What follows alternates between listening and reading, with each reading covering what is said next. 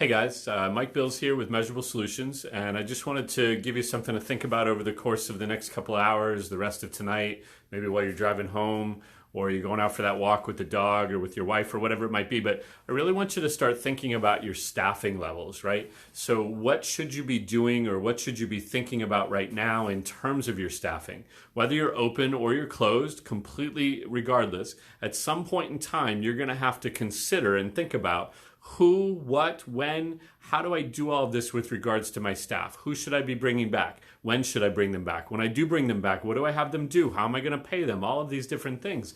And so we've got to really think about these things now, whether we're starting to reopen or we're still closed and we're planning for it, or we've been open all along and we're now starting to run out of money or whatever it might be. And this is whether you have the PPP loan or not, because let's be for real, if you have that PPP loan, great. You got it 2 weeks ago, you got it last week, you're getting it this week, whatever. At some point in time, it only lasts for 8 weeks. And so at some point in time, we've got to have a plan of how we're going to come out of this and what we're going to do and how we're going to manage our staff, et cetera. So I want you to start to think about who is on your A team? What is your A team? Who is on it? What comprises? How does somebody get onto that A team? How do they stay on it? What do they need to do in order to stay on it, etc.?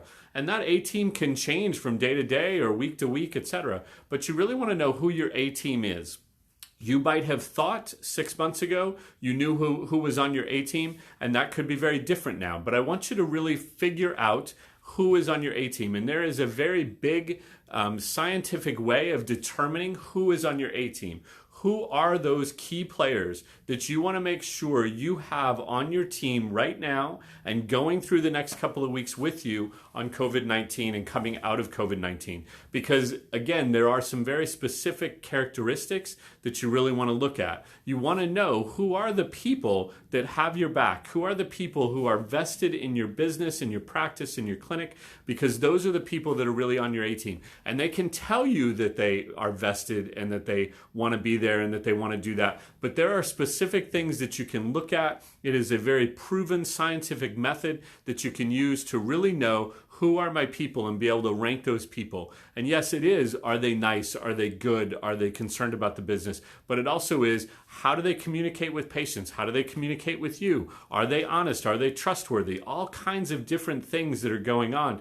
And we want to make sure that we're able to know who those people are.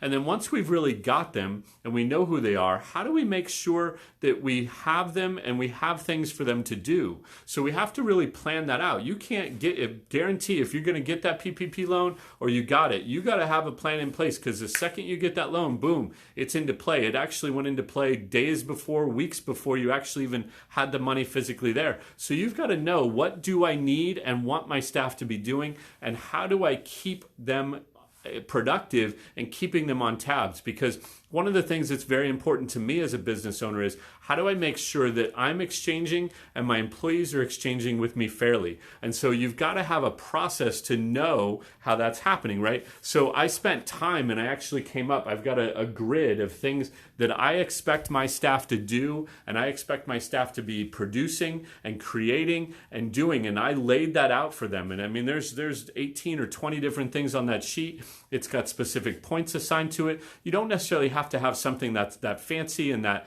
specific, but you've definitely got to know what you want them to do. So put some thought into that, because if you're relying on this loan and getting it, or if you're using your own savings, etc., just make sure that you've got an idea and specifically laid out the items that you want them to do, how you want them to do it, how much of it you want them to do, etc. Because otherwise, without that, it is going to be like a bunch of sheep wandering around. Guaranteed. There is not a whole lot going on in your clinic, even if you're open or you're doing telehealth or whatever it might be.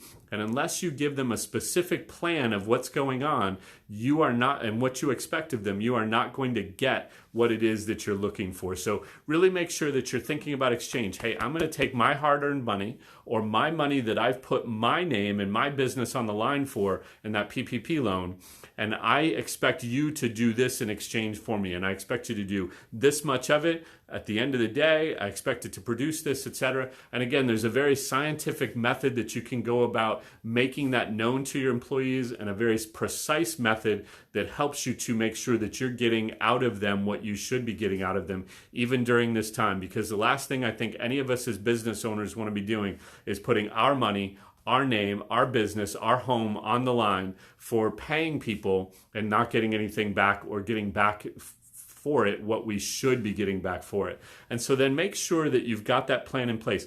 And if you don't have the PPP loan, fine. How are you going to make sure that you are able to pay them? And there's a very precise method that I'm going to talk about tomorrow in a staffing webinar that I'm doing for Measurable Solutions.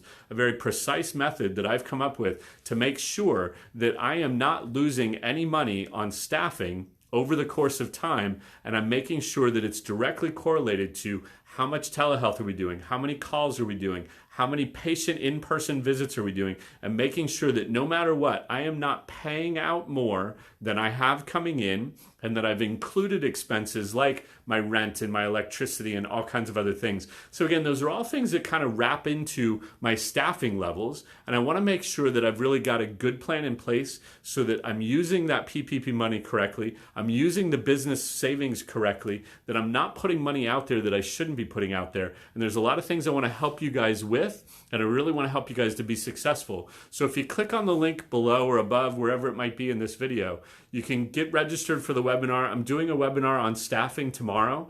It's at 1 o'clock Eastern time, so on Tuesday, the 28th of April.